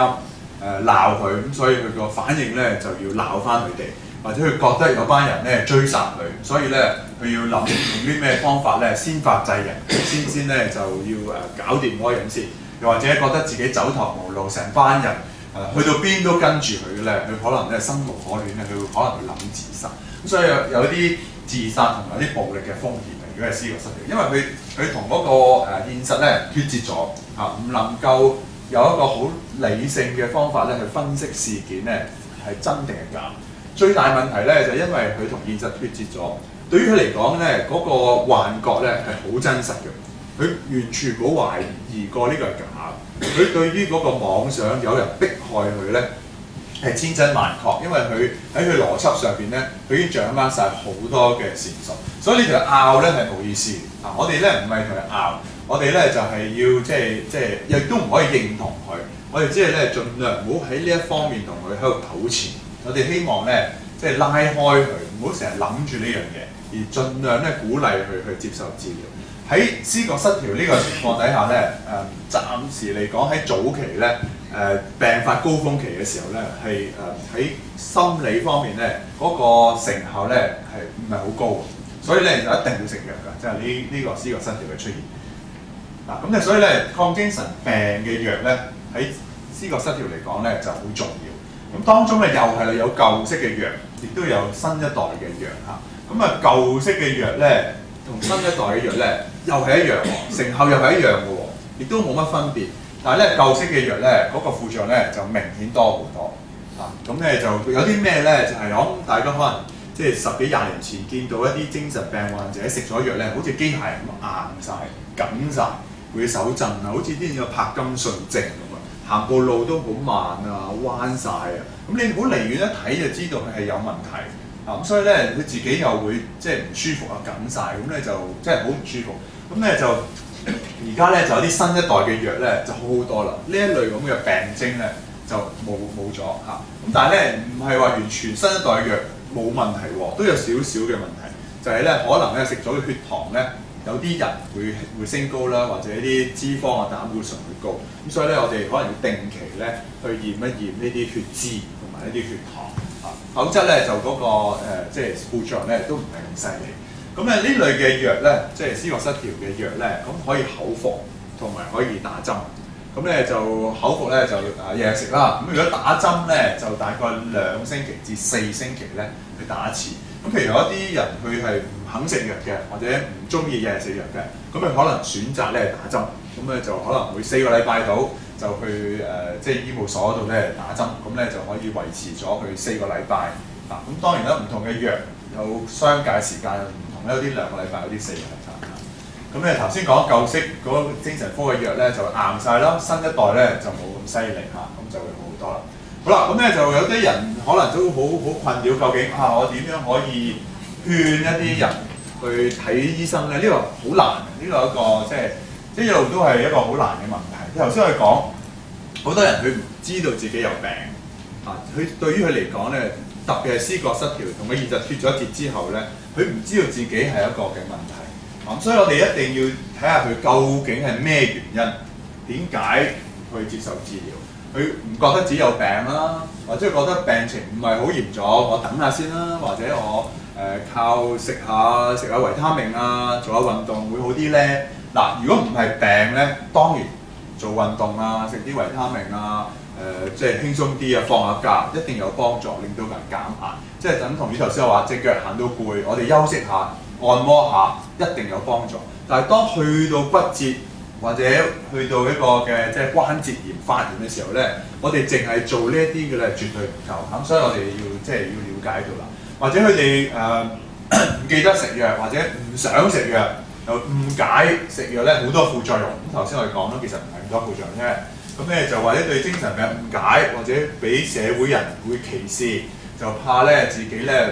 老闆會炒佢啊，或者佢啲仔女因為佢有精神病咧，就唔可以去做某工作，咁就好多呢啲怕俾人標籤啊、歧視，又怕俾人咧困咗喺醫院，就見唔到屋企人啊。咁亦都可能咧就已經習慣咗啦。我都即係緊張咗咁多年，都無謂搞佢啦。我自己就喊咗，所以有好多林林總總嘅原因。咁我哋需要咧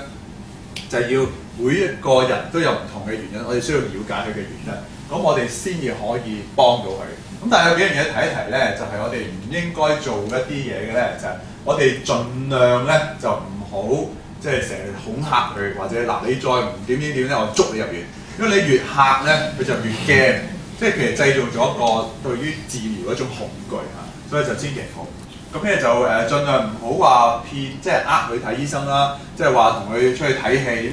去到醫務所咧睇咗醫生佢都唔知，咁好多時都見到病人問你做咩唔知啊，邊度捉我嚟咁樣，咁所以咧就要小心啦。如果你係要咁咧，一早話定俾醫生聽，咁大家有個照應嗰啲。咁另外咧就而家咧就唔興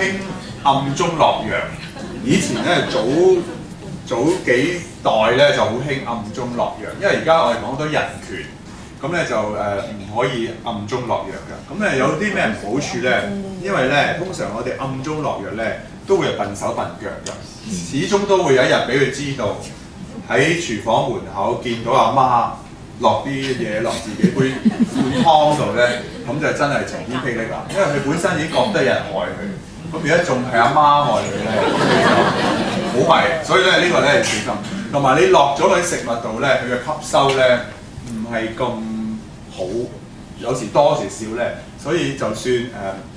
食咗係咪真係食咗落肚或者點咧，即係嗰個好難控制得到嚇，同埋可能咧佢食咗有副作用咁，所以深烤佢嗰個病人咧，佢哋仲仍然清醒嘅時候咧，佢會知道咁，所以小心嚇。咁咧就我哋咧就唔好淨係喺度埋怨啦即係好多時我哋會埋怨㗎，譬如屋企人傷風感，我哋會埋怨咧又唔着衫，凍你又唔做乜唔做乜，我哋好多啲埋怨。但係如果喺情緒病或者精神病裏邊，如果我哋太多呢啲分析你而家之前做乜埋怨咧，反而令到佢哋有好多內疚感，唔想面對佢哋嗰個問題。咁所以咧呢個要小心。好啦，咁我哋有一啲建議咧，就係盡量咧聽下佢哋嘅睇法係點，盡量去睇下佢哋有啲乜嘢嘅見解對於自己，睇下佢哋明唔明白自己而家嘅現況係點。如果佢哋連自己現況都唔清楚咧，我哋值得咧坐低慢慢話俾佢聽，係喎，你呢排譬如佢唔開心啦，你可以話係喎，你以前比較積極啲嘅喎，你禮拜日你又會禮拜堂啊，又好多同教友去行山啊，好多活動，呢排又少咗喎。你以前啲功課都幾好㗎，而家又好似差咗，退步咗喎。我見你都好勤力讀書，但係你好似都好似讀入腦咁樣，即係俾佢講好 new， 即係好中立地去形容佢而家個情況，希望俾佢知道係啊，我而家係咁嘅情況。咁咧你可以婉轉啲，就唔好話你一定係有精神病啦，你有情緒病。我哋試下盡量唔好病理化咗佢先。我哋可以提議佢，不如我哋揾個醫生驗下身啊 ，check 下身體啊，做個評估，或者揾個輔導員同你傾下你呢排咁大壓力。咁我哋可以捉佢一啲大家可以即係大家都即係同意嘅一啲嘅症狀，譬如失眠，好普遍，大家都一定會接受。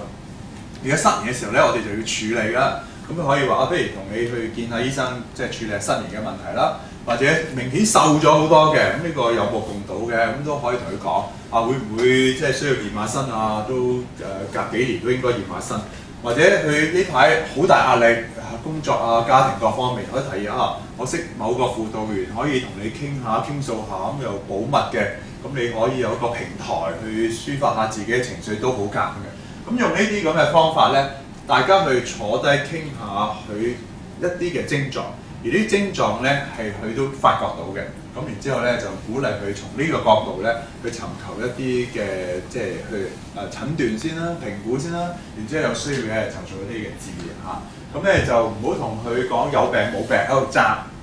拗，因為咧即係大家唔係醫護界咧，好難界定一個人有病冇病，就千祈唔好話喺網上邊 download 咗一啲表格，你剔咗哇你有咁多項仲買，因為呢啲咧就好籠統嘅嚇，所以我哋唔好用呢個方法嚇。好啦，咁咧就呢啲咧我哋就可以即係遲啲再講。咁咧其實咧我想講少少預防啊，我知道時間都差唔多，講大概5分鐘10分鐘。預防咧其實好重要嘅嚇，我哋而家講好多咧都係啲正向嘅心理。頭先講嗰啲咧係病態嘅心理，病態心理學即係嗰個人病咗，我哋點樣去糾正翻佢？但係已經遲咗步，我哋想早少少。喺佢年青嘅時候，或者我哋即係仲係即係可以調節嘅時候咧，我哋試下用翻多啲正面啲。咁正向心理咧，我哋講幾樣嘢。第一係正向品格，我哋希望喺年青嘅時候咧，塑造一啲嘅年青人咧，有一個比較正面啲嘅品格嚇，譬如有仁愛啊、公義啊等等嚇。咁咧有一啲正向嘅經驗，即係唔好成日俾佢淨係讀書啊，要攞啲咩100分啊，要求其書啊咩都得。我哋要俾佢有一個快樂、幸福嘅感覺。呢啲咧未必係金錢俾到佢，未必係佢攞幾多100分可以得到嘅。呢樣嘢大家可以即係自己去即係諗下。正向嘅環境、社會、家庭關係可唔可以俾到一個年青人有一個正向啲嘅感覺咧？咁呢個係啦咁咧，我講少少咧快樂，我哋每個人都希望得到快樂。我哋今日講咁多情緒病，但我哋撇開病嘅時候咧，我哋點可以每日心境裏邊都有快樂咧？咁其實咧好多嘅研究㗎，過去嗰幾廿年，咁我只係撮要咗一啲咧，就話同快樂冇關嘅因素係咩咧？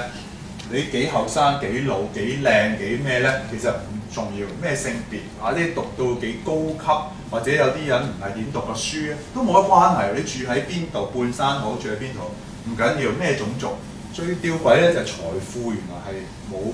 關係喎，你快唔快樂？甚至有啲人話你越有錢咧，你可能越痛苦啊，因為你要諗下點樣保存嗰啲財富。咁但係咩有關咧？就係頭先我哋講嗰個正向心理嗰個質素。自尊高，我哋對自己有自信心咁咧，我哋願意出去同人交往，我哋唔係關埋自己，我哋有咁嘅信心，我哋可以去控制到我哋嘅環境，唔係一個浪冚埋嚟，我哋就會冧。即係呢個係由細嗰個嘅訓練啦，同埋我當然啦健康即係當然嗰點解我哋咁着重我要做運動要保持一個好嘅健康。咁呢個健康咧，我哋嗰個快樂機會會大啲，樂觀嘅心態。Martin Seligman 咧一個好出名嘅心理學家咧，咁佢又話一個快樂方程式，可能大家都聽過。咁係點嘅咧？原來一大紮數，一大隻英文 H 等於 S 加 C 加會係咩嚟嘅咧 ？H 咧原來係一個恆常快樂指數，唔係恒生指數，係一個恆常快樂指數。H 咁其實係邊幾樣嘢導致到講咩咧 ？S 咧原來係先天情緒，即係你生出嚟，你係苦瓜乾啦，定係你係一個好樂天嘅生出 S。就講嘅係生出嚟啦。C 咧就係、是、環境有啲咩際遇，你而家係做到好高級啊，定係你仲係喺度失業緊啦？即係個環境嘅際遇係點咧 ？C。V 咧就係、是、我自己控制嘅有啲人話我要開心就開心，我要唔開心唔開心咁你就自主控制。咁咧究竟呢三個 S 啊、C 啊、V 啊呢三個咧個比例係點咧？出嚟咧原來咧係嗰個環境即係得10%喎，即係你今日你有錢冇錢。唔係最重要，你有工冇工係有少少唔開心，唔係最重要，令到你開唔開心。先天一半嘅啫，然後仲有成一半咧40%咧，我哋今日我哋可以控制。我哋點樣諗嘢，我哋點樣決定過我哋嘅生活，我哋點樣選擇我哋生活模式，或者我哋喺信仰上面我哋點樣扎根我哋點樣去交託俾上帝？呢個其實直接咧就係會影響到我哋嗰個快樂嗰個情況。咁我哋所以咧要好多要點樣我哋培養我哋一啲嘅美德嘅優點咁亦都聖經都教導我哋好多嘅聖靈嘅果子，我哋點樣去向住呢個方向行啦。咁亦都我覺得咧有幾方面咧，可能大家老生常談地提一提嘅，就係咧有幾方面第一樣嘢咧就係要成日要留意自己一啲嘅健康狀況，我哋嘅情緒，特別係我哋一啲嘅日常生活嘅壓力。當我哋工作得忙，我哋即係好大壓力嘅時候咧，我哋要適當地唞一唞。我哋唔好似一個火車咁不斷咁衝，不斷咁衝，始終就會係即係會太辛苦而即係會冧嘅。咁另外咧，我哋要諗啲嘢要正面啲即係我哋好多嘅諗，即係好多解釋嘅方法。陣間我會同做少少一啲嘅即係一啲嘅舉例我哋可以即係諗得正面啲唔好諗到咁負面呢個係一個正面嘅思維啦。咁咧，另外咧，我哋咧就要有啲健康嘅行為習慣即係譬如我哋要飲食要均衡睡眠各方面咧要充足同埋咧我哋要做運動，做運動咧幾好嘅，做運動咧可以令到一個人咧精神啲，同埋咧會分泌安多酚令到我哋咧嗰個嘅情緒咧會穩定啲嘅，同埋咧唔好飲酒，唔好食煙盡量咧學習點樣好好地運用善用我哋嘅時間，唔好嘥咗佢好啦。咁另外咧，我哋要有效咁樣去管理情緒啦，就令到我哋嗰個工作環境或者住好環境咧有少少心思，令到自己輕鬆啲啦。同埋咧，我哋一定要接受咧，我哋有時係會唔開心，我哋唔好驚咗佢先。唔開心嘅時候咧，我哋點樣可以去即係令到自己開心翻，或者點樣揾朋友去傾訴，我哋做好咗一啲嘢嘅時候咧，我哋適當地獎勵下自己，或者同人分享呢個嘅喜悅啊，咁呢啲都係幾好嘅嚇。當我哋好緊張嘅時候咧，我哋可以做一啲身心鬆弛嘅方法，調節內呼吸，慢慢吸慢慢呼，收緊啲肌肉放鬆，或者有啲人咧學習下一啲嘅拉筋啊，或者一啲輕微啲嘅一啲嘅即係舒展運動咧，都係好有幫助嘅嚇。好啦，咁另外咧就係咧，我哋嗰個人際關係咧都好重要。好多時我哋拖垮我哋嘅情緒咧，就人與人之間嘅相處嚇。咁如果我哋可以有一個比較好啲嘅一個人際關係，無論同家人啊、同事咧好啲嘅關係，有一個互信嘅關係。特別如果有信仰、有教會生活嘅人咧，如果我哋喺即係小組啊、團契啊、教會裏邊有一個好嘅配搭咧，咁就更加好嚇。好啦，咁頭先我哋講咧就係嗰個思考模式嚇，其實就係直接會影響到我哋嘅諗法。譬如我哋做少少即係一個舉例，譬如一個同事升咗職，你又冇得升喎，你又做多咗佢好多年喎，你又勤力過去喎，你有啲咩諗法咧？嗱，我冇乜答案俾大家嚇，但係咧自己可以諗。其實因為嗰個諗法咧有好多種，有啲可以好正面，有啲可以好負面。家人患咗病，梗係唔開心㗎。但係唔開心咁啊點啫？我哋都要生活嘅，我哋都要照顧佢㗎。但係咧有時咧，我哋可以正面啲去睇嗱，即係唔係做阿 Q，唔係做鴕鳥，我哋可以正面啲睇，譬如屋企人有病，或者自己有病，或者自己呢段時間翻唔到工。咁其實我哋都聽過好多我嘅朋友或者我嘅病人都講話，我呢段時間反而仲好喎，即係我同屋企人關係密切咗喎。以前可能同爸爸關係咧好疏離，太忙啦。但係因為咧最近佢病咗，多咗時間照顧，我了解多咗佢，我同佢以前嗰個嫌隙咧，我解決咗，甚至有啲人咧有信仰，有啲人咧甚至同佢傳咗福音，佢信咗主。即係呢啲其實唔係話因為有病而有啲咩好處嘅，我哋希望喺逆境當中，喺唔開心當中咧，我哋點樣可以諗得比較正面啲嚇？咁俾人炒魷魚啦，咁梗係唔開心㗎。不過咧，可能咧過去嗰10年咧，佢都匆匆忙忙咁樣翻工放工，佢冇好認真去即係享受嗰啲嘅生活，冇好地同太太即係去即係相處下。咁呢個亦都可以藉着嚇呢個即係解僱咧，可以即係正面啲去睇下。咁即係男女朋友離開咗又會點啦嚇？咁你都會諗下哇，有啲嘅嘢，如果一個人唔喜歡我，係咪就我係唔得咧？好多人都會咁諗嘅喎。我喺人際關係當中，有3-2個人唔中意我，係咪一個好失敗嘅人咧？好多時有啲人咧就會去籠統化咗佢，整體化咗啲問題，咁係唔需要嘅。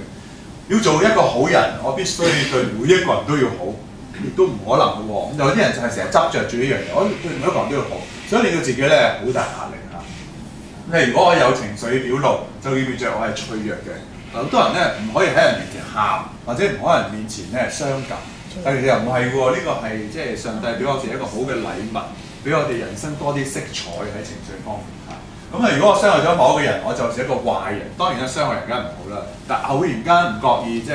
係傷害咗人咧，我哋咪道歉咯。我哋都唔需要將我哋整體化咗、標籤咗係一個嘅壞人嚇。咁所以咧，我哋要改變自己嘅思想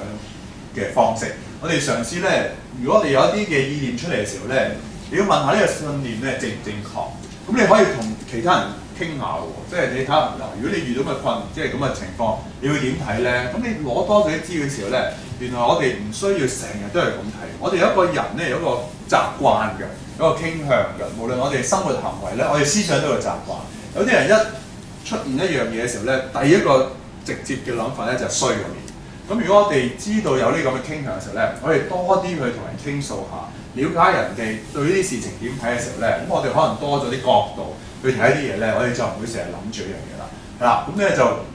然之後咧，你就可以去選擇究竟邊一個信念先係啱啦。咁你試下用一啲嘅現實啲嘅想法去抵消一啲比較消極啲嘅想法，係嘛？即係如果我諗咗一個唔好嘅諗法出嚟嘅時候咧，我可唔可以有另外一啲嘅正面啲嘅解釋？同一嘅事件，正面啲嘅解釋，令到佢會好啲。譬如舉個例，有一日朝頭早喺個走廊嗰度見到個同事，同佢打招呼，個同事睇都冇睇，就咁掂過行咗去。咁咧有啲人諗法就哎呀死啦，我咪得罪咗佢咧，咁就好負面㗎咯。咁佢成日都好唔開心，死啦！我唔知仲得罪邊個咧？我喺公司係咪好乞人憎咧？咁樣，可能會諗好多嘢。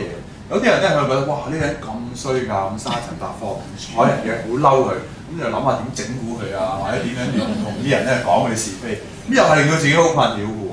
咁其實可能佢嗰個人真係睇唔到嘅，有時我哋諗緊嘢咧，真係睇唔到四周圍嘅嘢。又或者嗰個人屋企發生咗事，佢自己都好唔開心，所以冇為意四周嘅事情。咁有好多背後有好多嘅原因。咁所以我哋喺未有一個結論之先咧，我哋唔一定要咬死一個嘅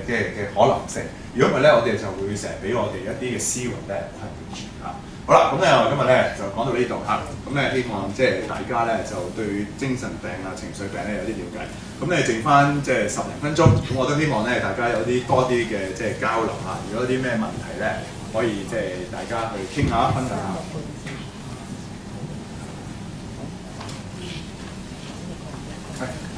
好，咁啊多謝晒陳醫生同我哋咧就一連串講咗好清楚嘅啦。我都重新諗下先嚇。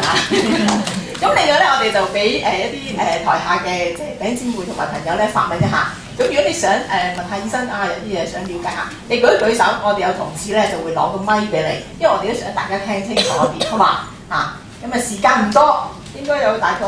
15分鐘啦，好冇？係啦，有冇啊？好，呢度有麻煩啦 ，Gary 係嘛？陳醫生你好啊！你好，我係精神病人啊，85年有精神病。我頭先都食過藥。我7月份咧，舊年7月份瞓咗16個鐘頭，不停咁樣瞓。8月份入醫院，4日都冇瞓覺，不停咁樣唔瞓覺，半夜3更起身8廚房，俾我先生鬧。9月份至到個半月出院，我喺度教會，我食到精神科啲藥，85年食到而家，有甲狀腺、血壓高、骨科、靜脈曲張、血壓高、肥胖、腎有事，一路好埋怨。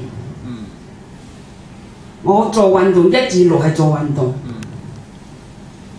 上個月我冇嚟崇拜，因為日日都要瞓覺。由夜晚黑10點半瞓到朝頭早7點半，我先生買咗早餐俾佢食，跟住9點鐘瞓到夜晚5點，不停咁樣瞓。我睇到我13號睇過戴靈治醫生，開咗9個禮拜藥俾我。我亦都睇過康貴華醫生，好貴，2日收我1000幾2000蚊2日藥，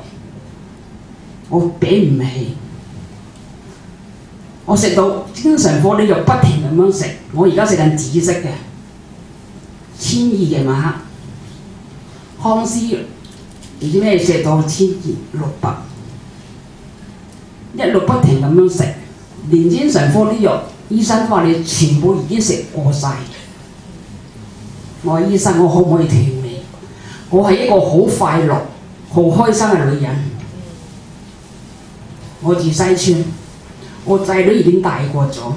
我20歲生2個小朋友，我睇住可以變到長大。點解我會有呢種病？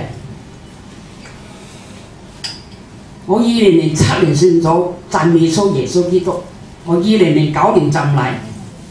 我係叫讚美操，我唔話賣廣告。讚美操令到我好開心。而家我有孫女，我45歲做咗奶奶。我而家要去藍田望我孫女，我搭地下鐵2蚊，公共巴士2蚊，去海洋公園日日都唔使錢。點解政府對我咁啊？因為我有精神病。因為我先生85年真過湊咗魷魚，令到我有精神病，有咁多病出嚟，呢啲係人為或者係城市俾人歧視。我未信耶穌之前，我係一啲都唔敢提出我有精神病。信咗耶穌基督，我教會好多人都識我，選舉拉票婦女好多人都識我可以辦到。我幾乎半日可以辦到遊，朝頭早跳舞，跳到10點零鐘飲茶，11點去百佳，12點翻到屋企。我係好開心嘅人。我想問陳醫生，我呢種病可唔可以繼續嘅咧？我好多謝呢位即係女士雲珍呢位女士好多謝。咁咧其實咧頭先好勇敢咁樣分享佢自己嗰個心路歷程。咁咧其實好真實㗎，真係患病嘅人咧。頭先我哋講嗰啲咧，我哋好抽離咁去講好多知識上面、頭腦上面。但係對一個真係患咗即係病嘅人咧，佢真係好切實，每一日佢嘅生活咧都要好困難地去面對。當中咧其實佢都講出好多嘅問題。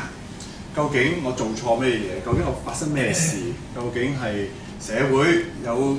炒咗我先生，搞到我唔開心。而家佢又好似俾咗一啲嘅方便我，即係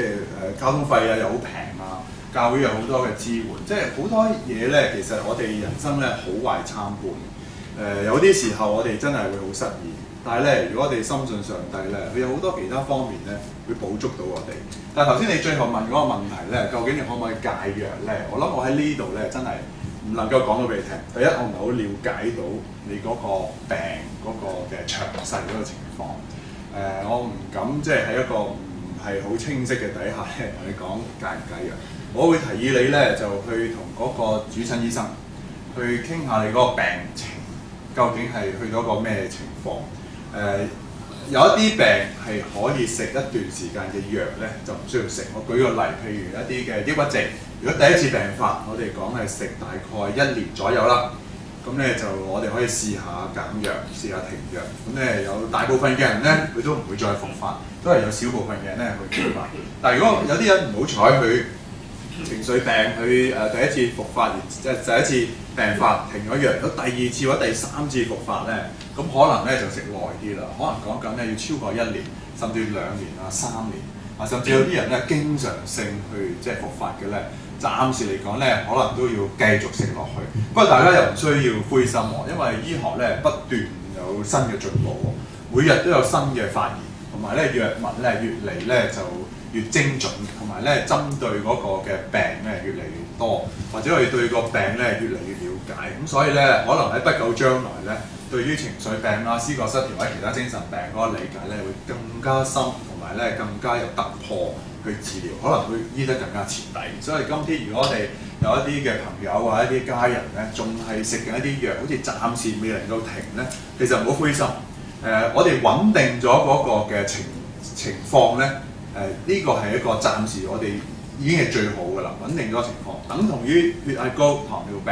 暫時嚟講都冇一隻藥可以完全根治㗎。我哋都係要長期食住一啲血壓藥，長期食住啲糖尿病嘅藥，否則如果我哋唔食，個血糖會高，會有危險，血壓會高，可能會中風。咁但係我相信不久將來咧，對於血壓問題啊、糖尿問題咧個理解會多咗好多，會有啲更加徹底嘅。咁我可能你嗰個情況咧，如果醫生覺得你需要繼續食落去嘅時候咧，我會鼓勵你咧喺唔係太多副作用嘅情況底下咧，去繼續去食住。如果真係發覺邊方面有副作用咧，你值得同醫生講，因為好多種藥㗎。有啲藥咧可能避開某些副作用，咁我哋可以去選擇。但係咧就千祈唔好私底下停藥，都要同醫生商量好清楚。如果醫生話可以幾時停咧，你就按照佢個方式，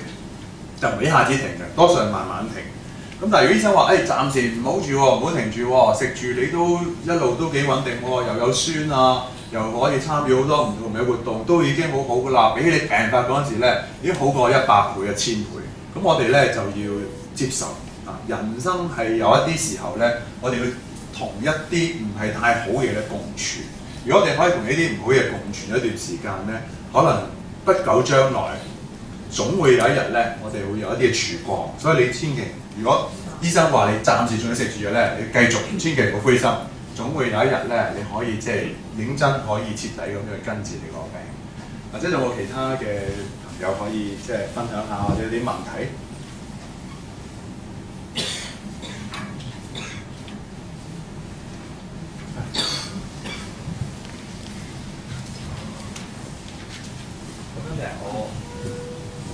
喂，我太太咧大概喺1年之前咧曾經睇過嗰啲臨床心理科嗰啲醫生嘅，咁佢大概去覆診咗3至4次到啦，咁佢一路睇咧，醫生都冇開藥俾佢食嘅，咁但係喺佢近來我同佢咧有好多生活上嘅衝突啦。咁我覺得佢嗰個病情可能佢唔知係咪病啦，即係我當然我唔可以話佢係咪病啦。咁但係咧就我覺得佢可能有啲問題，但係佢咧就好抗拒繼續再去翻嗰個臨床心理科嗰度復診。咁有咩辦法嚟嘅咧？有好多辦法嘅嚇。咁臨床心理學家咧同精神科醫生咧係有唔同嘅。即係臨床心理學家咧係即係唔係醫生咧，佢哋多數應該係唔會開藥嘅。所以如果見臨床心理學家咧，多數係用一個即係心理治療。咁的而且確咧，如果係情緒病早期或者根本唔係情緒病，只係有壓力，又或者係情緒病嘅輕微至即係中度咧，唔係好嚴重嘅時候咧，的而且確做一啲有系統啲嘅心理治療。而嗰個病人咧，佢又係有心理上邊佢係開放嘅，佢係接受嘅，佢係明白嘅咧，係有效嘅嚇。咁但係問題，如果佢冇效咧，可能有好幾個原因啦。第一原因可能大家同心理學家唔係好夾啦，即係無論睇醫生好做咩都要夾㗎。如果唔夾，咁就未必幫到佢啦。第二可能佢曾經好過，不過咧就最近咧基於某些原因咧，佢個情況咧惡化咗。咁所以咧就需要可能再進一步嘅治療。咁咧嗱，如果佢試過心理學家，如果佢覺得整體性都冇乜大幫助咧，可能佢嗰啲問題都已經講過晒啦，已經處理到啦。譬如舉個例，譬如可能婚姻問題或者工作問題，都已經處理得七七八八，但係依然咧都係唔開心嘅時候咧，咁佢可能喺生理上邊咧需要有啲調節先得。咁咧可能呢個時候咧值得考慮需唔需要用藥物。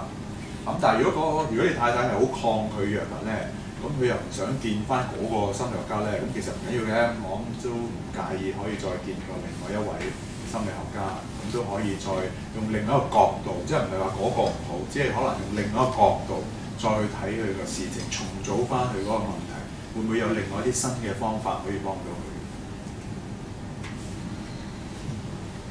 係啊，呢位。想問下咧，有啲人咧譬如話cancer 咁啦，咁嗰啲人就即係做化療啊，咁佢哋會用中藥去即係佢舒緩嗰種唔舒服啊，嗰啲藥物定唔舒服。咁譬如即係情緒病嗰啲，有即係可唔可以咁樣嘅咧？我答你唔到，因為我唔係中醫啊。即係因為我哋都有同啲中醫去傾訴過，咁有好多中醫咧都鼓勵佢嚟食西藥，好得意。係啦，咁嗱，我諗中醫咧有佢一啲嘅脈理嘅，佢對於一啲嘅譬如燥啊，就有肝啊，或者個腎我都唔知啦嚇，咁即係佢就會補呢方面嘅。咁我唔敢講即係得唔得，不過咧我會覺得因為如果早期嘅情緒病咧，即係用西方醫藥醫到機會好高，所以我會鼓勵咧，即係因為佢多一啲嘅即係證據。多啲嘅研究，多啲證據，咁咧同埋咧，一隻藥嘅產生咧係經過10多年嘅研究，同埋咧佢嘅好處同埋副作用咧會詳細咁列晒出嚟。嗰隻藥同另外一啲藥嘅衝撞咧，亦都會詳細列晒出嚟。咁所以我哋喺掌握資料方面咧，我哋會即係容易啲咯。譬如呢個人咁嘅情況食咁嘅藥，我心中有數，佢復原機會有幾大？或者當佢呢隻藥同嗰隻藥原來溝唔埋嘅，溝埋咧可能影響到，咁我亦都心裏有數。咁所以咧喺西方醫學咧就係有呢個嘅保障，即係有呢個嘅研究嘅即係幫助。咁但係喺中醫嗰裏邊咧，當然有一啲都可以醫得好，不過咧我覺得比較參差啲，好視乎你即係見嗰個即係醫生嗰個嘅情況係點樣啦。佢嗰個嘅即係用即係藥個情況點？咁咧嗱，如果你話可唔可以夾埋一齊咧，睇緊西醫又用翻啲中藥去補咧，我就覺得唔好咁即係喺佢初段時間就咁做，因為始終頭先我講咧，有時中西藥嗰個嘅即係衝撞咧，因為我哋唔知中藥裏邊嘅成分係啲乜，就算我知道嗰隻草藥係乜嘢，但係草藥裏邊都好多種成分，咁都未能夠好完全掌握到究竟有冇衝撞。或者嗰個草藥對於嗰個人體，雖然你話幫佢嘅情緒，但係會唔會影響到其他咧？咁所以當佢一開始治療嘅時候咧，如果太多問號嘅時候咧，我哋就好難去平衡邊一樣嘢好，邊一樣唔好。譬如假設我俾咗一隻西藥嗰個病人食，佢同一時間食中藥喎。如果佢突然間唔舒服咧，哎呀，我都唔知佢究竟係咩原因係唔舒服。咁所以喺治療方面咧，可能會拖慢咗，同埋會複雜咗。以為係有啲如果唔講嘅仲弊啦，原來佢食咗中藥令到佢假設令到佢唔舒服。咁醫生以為我俾咗隻藥佢，呢隻藥原來唔啱佢食咗個唔舒服咧，佢可能太早時候咧就停咗佢，轉過另外一隻，可能第一隻其實對佢有效，咁所以開頭咧嗰個太複雜，所以我會鼓勵咧西方醫學嗰個嘅成效咧係好顯著嘅，同埋咧比較有把握，同埋好多有背景各方面知道多啲。咁所以咧第一陣、第一輪、第一個階段咧，如果用西醫嘅方法醫咗佢穩定咗啦，如果你將來點補身咧，咁你先再決定嚇。咁你嗰陣時咧就嗰啲嘢清晰咗咧，譬如佢穩定咗，如果萬一食隻中藥真係食咗唔舒服，我哋知道係隻中藥嘅問題。咁樣即係用咁嘅方式咧，我覺得會簡單好多。如果唔係咧，就搞到個人咧好混亂。仲有另一樣嘢咧，就係心理啲嘅角度咧。本身嗰個病人咧，可能已經唔係好想食藥，唔係好想睇醫生。如果我哋再俾太多混亂佢咧，就有啲人就你唔好睇西醫啦，你去睇中醫啦，你去見呢個啦，食嗰啲藥掂㗎咁樣。咁佢就會本來已經唔想，迫於無奈，阿媽叫到都勉強睇一次西醫，但係原來有邊個又叫佢睇中醫咧？佢又好混亂啊，佢好矛盾啊，佢都唔知睇中定睇西，佢又睇咗又好啲，又唔好咩咧，搞到個人咧好混亂。不如大家一條心，大家鼓勵佢做一樣嘢，咁咧可能佢個復原咧康復會快啲。我想問，好，請呢位先生。我阿媽咧，佢咧就有老年痴呆症，即係加個失智症。咁咧就我睇書講就話佢係腦退化一種。咁佢而家開始我見佢咧都跌得好快，即係嗰個跌得。咁係咪佢個腦退化會唔會跌到咁上下，即係佢會死咧？即係個腦退化到個人都會。係啊，腦退化咧的而且確暫時咧係冇藥可以即係扭轉翻。咁而家有啲藥咧係可以幫佢咧減慢嗰個跌幅，即係可能佢如果唔食藥咧，可能係3-2年咧已經跌到好差。咁咧如果食咗藥咧，可能維持好幾年，慢慢咁跌，但始終咧佢都會跌嘅。咁咧就有啲藥咧其實可以幫佢減慢。咁咧但係你話會唔會即係越跌越差咧？係會嘅喎。即係佢可能初佢記性唔好，慢慢咧佢就唔認得人啊，唔認得地方啊。甚至到後期連屋企人佢都唔認到啊，甚至行動唔掂啊，大小便失禁啊。咁因為基於呢一啲功能咁差咧，佢自己自理能力啊，或者有肺炎啊，有其他併發症嘅機會咧又大啲。咁可能到即係後期咧，可能即係生命都會受到威脅。咁咧，我諗佢需要嘅咧，而家咧就冇辦法啦。既然佢有咗呢個病咧。你就要見佢可能見即係是但一種嘅醫生，一種咧就係老人科醫生，一係咧就見精神科醫生嚇。咁咧就是但一類嘅醫生咧都可以幫佢咧去照顧佢嗰個腦退化，希望咧盡量幫佢拖延佢嗰個跌幅，而佢其他生理嗰啲嘅問題咧都要繼續，因為老人家有其他心肝脾肺腎嘅病都機會大，咁所以都要。